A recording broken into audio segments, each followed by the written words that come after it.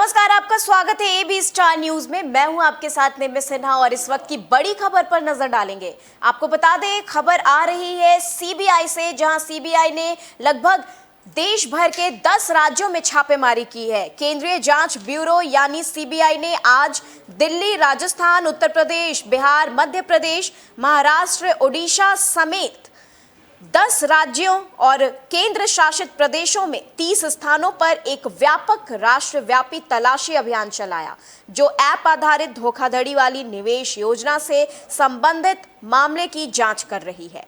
वहीं तलाशी में mobile phone, computer hard drive, SIM card, ATM, debit card, email खाते और विभिन्न आपत्तिजनक दस्तावेजों सहित महत्वपूर्ण डिजिटल साक्ष्य जब्त किए गए हैं।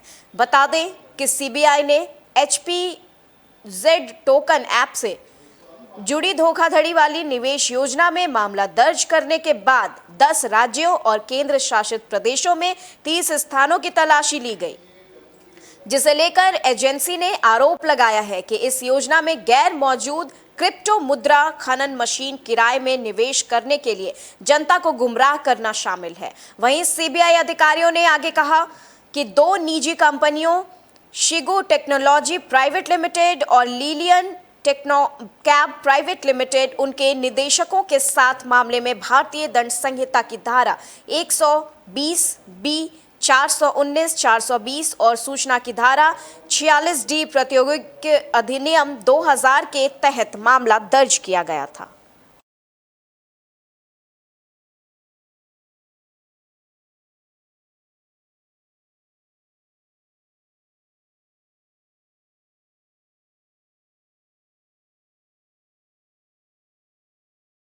उधर जीएसटी रिकॉर्ड ने सारे रिकॉर्ड तोड़े हैं। पिछले जितने भी रिकॉर्ड हैं जीएसटी नियम ने तोड़ दिया, जीएसटी कलेक्शन ने तोड़ दिया है। आपको बता दें कि देश में गुड्स एंड सर्विसेज टैक्स यानी जीएसटी को लेकर एक अच्छी खबर सामने आई है, जिसमें जीएसटी कलेक्शन के आंकड़े ने सारे रिकॉर्ड तोड़ दिए हैं और ये अब तक के सर्वाधिक उच्च स्तर पर आ गया है।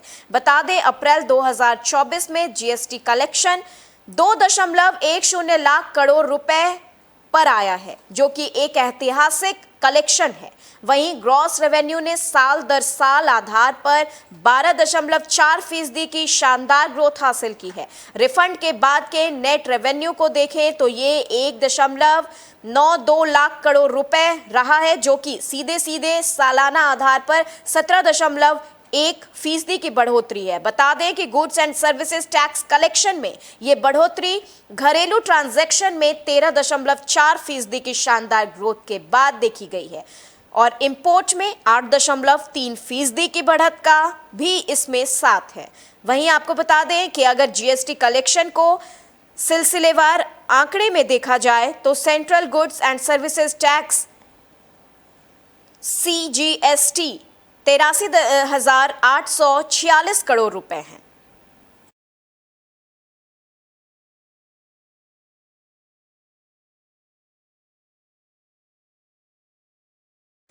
वहीं केंद्रीय गृह मंत्री अमित शाह छत्तीसगढ़ पहुंचे और जहां उन्होंने जनसभा को संबोधित किया है। छत्तीसगढ़ के कोरबा में एक सार्वजनिक बैठक को संबोधित करते हुए केंद्रीय गृह मंत्री अमित शाह ने कहा, भूपेश बघेल सरकार में नक्सलवाद को बढ़ावा दिया गया था। जब विष्णुदेव साय के नेतृत्व में हमारी सरकार बनी तो केवल 4 महीनों में 95 लोग मारे गए, 350 लोग गिरफ्तार हुए और कई लोगों ने आत्मसमर्पण किया। मैं कहना चाहता हूं कि पीएम मोदी ने 5 साल में बिहार, झारखंड, मध्य प्रदेश से नक्सलवाद खत्म कर दिया है। छत्तीसगढ़ छूट गया क्योंकि यहां भूपेश बघेल की सरकार थी, लेकिन मैं कहना चाहता हूं कि पीएम मोदी को तीसरी बार प्रधानमंत्री बनाओ और हम 2 साल में नक्सलवाद को जड़ से खत्म कर देंगे, ऐसा अमित शाह का बयान सामने आया।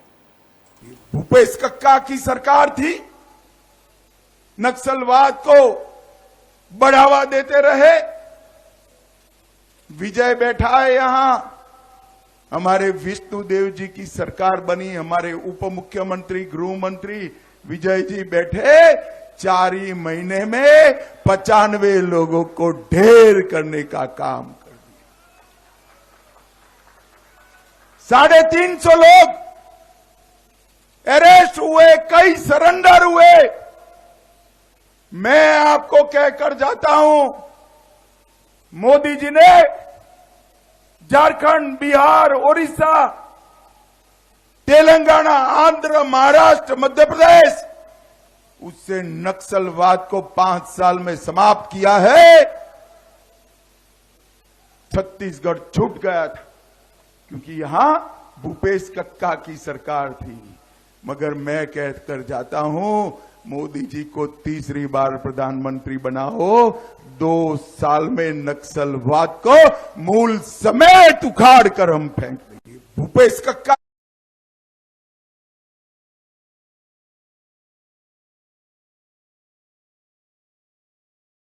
ज्योतिषी अमित जोशी बीजेपी में शामिल हो गए हैं। आपको बता दें कि भाजपा में शामिल होने के बाद ज्योतिषी अमित जोशी ने कहा है कि मैं हमेशा से देश के लिए कुछ करना चाहता था और मौके की तलाश में था। मैंने दिल से लगा कि मुझे प्रधानमंत्री मोदी की सेना का एक छोटा सदस्य बनना चाहिए। ये मेरे लिए सम्मान की बात है कि मैं अब बीजेपी का सदस्य बन चुका हूं। देश के लिए करना चाहिए, ये मेरे मन में पहले से था। मैं इसे मौके की तलाश में था। तो आज पूरी दुनिया जो विश्व विज्ञाता बन गए, विश्व के आत्मीयता बन गए, वो है मिस्टर नरेंद्र जी मोदी जी। तो उनके सेना का एक छोटा सा सैनिक बन जाओ, ये मुझे मन से लगा, दिल से लगा। तो मैं खुद खींच के आया हूँ। वो मैग्नेट है और वो मैग्नेट सबको खींचता है। मेरे लिए सम्मान की बात है कि मैं बीजेपी का एक छोटा सा घटक बन गया और मैं पूरी कोशिश करूंगा कि मैं देश के लिए कुछ तो छोटा बहुत मेरे तरफ से करूंगा। उधर इटावा से समाजवादी पार्टी के प्रमुख अखिलेश यादव का बयान सामने आया है। आपको बता दें कि आज दुनिया में उन्होंने कहा है कि आज दुनिया में मजदूर दिवस मनाया जा रहा है। उन्हें बेरोजगारी के बारे में सोचना चाहिए। अगर भारत में 83% बेरोजगार है और किसान दुखी है, नौजवान के हाथ में नौकरी नहीं है और इस बार बीजेपी का जाना तय है। आप नौकरी दे नहीं सकते। आज 1 मई है, आज दुनिया में लेबर डे मनाया जा रहा है। उन्हें सोचना चाहिए कि जिन नौजवानों को उन्होंने बेरोजगार रखा है, और जो लेबर ऑर्गेनाइजेशन की रिपोर्ट है वो ये कहती है कि भारत में 83% लोग बेरोजगार हैं। अगर भारत में 83% बेरोजगार हैं और किसान दुखी है, नौजवान के हाथ में नौकरी नहीं है, पेपर लीक किया है, तो इस बार भारतीय जनता पार्टी आईसीयू में जाएगी और मई शुरू हो गई। भारतीय जनता पार्टी की विदाई होना तय है, जाना तय है। आप नौकरी दे नहीं सकते। आज 1 मई है।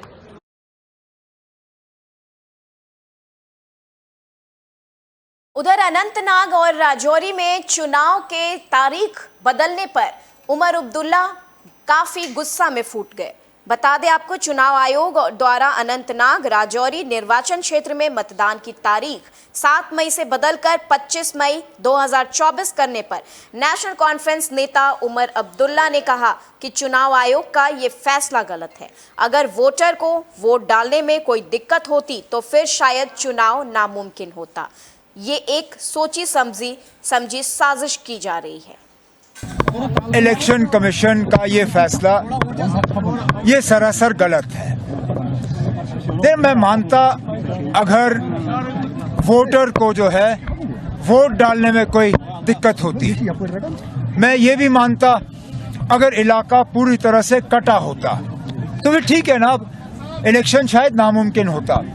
लेकिन इलाका कटा नहीं है, इलाका अभी भी जुड़ा हुआ है। चलिए मुगल रोड के जरिए ना सही, जम्मू से, रियासी से इलेक्शन पोस्टपोन होने के बाद जनाब फारूक अब्दुल्ला साहब और मियां अल्ताफ साहब जो हैं वो आज सुबह राजौरी पहुंचे, वो अपना कैंपेन वहां पे कर रहे हैं। अगर वो पहुंच सकते हैं, बाकी उम्मीदवार भी पहुंच सकते थे। और वैसे भी डिमांड कहां से आई? बीजेपी की तरफ से उनका कोई उम्मीदवार नहीं, पीपल्स कॉन्फ्रेंस की तरफ से उनका कोई उम्मीदवार नहीं। उधर बस्ती से अनुराग ठाकुर का बयान सामने आया है। आपको बता दें कि उन्होंने कहा है कि विपक्ष के लोग वोट जिहाद की बात कर रहे हैं। मैं उन्हें बताना चाहता हूं कि भारत का भविष्य जिहाद या फसाद से तय नहीं होगा। ये देश किसी फतवे या फरमान से नहीं बल्कि डॉक्टर BR अम्बेडकर के संविधान से चलता है।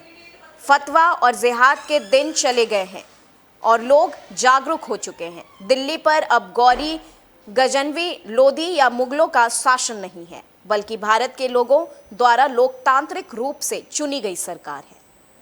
वोट जिहाद की बात कर रहे हैं। ये जिहाद की बात करने वालों को मैं बोलूंगा, भारत का भविष्य जिहाद या फसाद से तय नहीं होगा। ये देश किसी फतवे या फरमान से नहीं, भारत के संविधान, बाबा साहब अंबेडकर के दिए संविधान से चलता है। नरेंद्र मोदी जी की सरकार सबका साथ, सबका विकास, इसी मूल मंत्र के साथ चलती है। फतवे और जिहाद के दिन चले गए हैं। लोग जागरूक हो चुके हैं। जो लोग सोचते हैं कि यहाँ पर जाति के नाम पे, धर्म के नाम पे वोट मांगेंगे, उनका नमस्ते। तो फिलहाल के